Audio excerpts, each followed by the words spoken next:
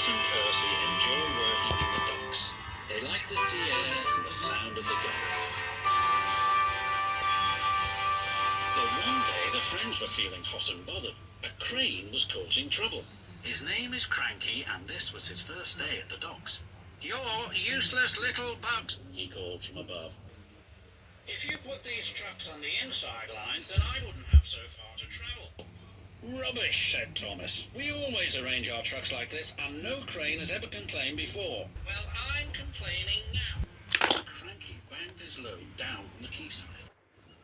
Later, the two engines met Gordon and James and told them about Cranky. "Cranes are hairy-fairy things. They need a lot of attention, like me, in fact," said Gordon. "You should see the situation from Cranky's point of view," huffed James. "He's high up in the air, coping with wind, rain, and baking sun. Then he looks down and sees you two little engines being annoying. No wonder he called you bugs." When Cranky heard that the big engines agreed with him, he grew bossier still.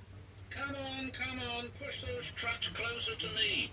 But Percy was too upset to concentrate and pushed the trucks too far. Poor Percy. Then, Cranky played a trick on Thomas. "Push your trucks onto the outside line. It's easier for me to load up." So Thomas did.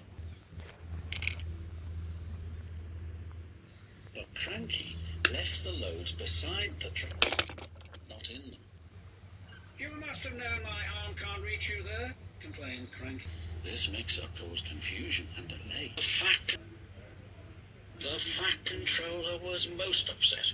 "Thomas and Percy, this new crane has an important job to do. I have heard that you have not been helping him today.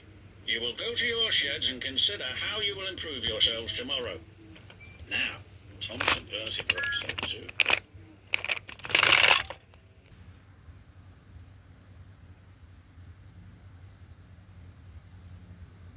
That evening, a big storm raged across the island.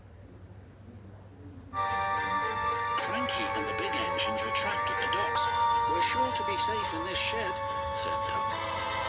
But he was wrong. The engines had no idea that they were about to be put in great danger by an old tramp steamer. It was out of control and running aground straight into the sheds.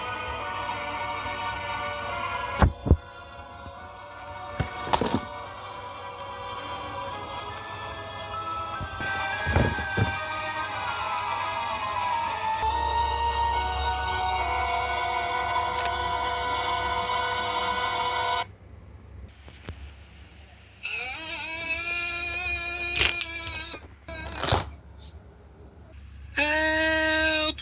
called the engines from inside the shed. "I can't," called Cranky pathetically. When the storm was over, the Fat Controller rushed to the scene of destruction. "Thomas and Percy will help you," he called to Cranky, "and then you can help the engines." "Thomas and Percy will help you," he called to Cranky, "and then you can help the engines."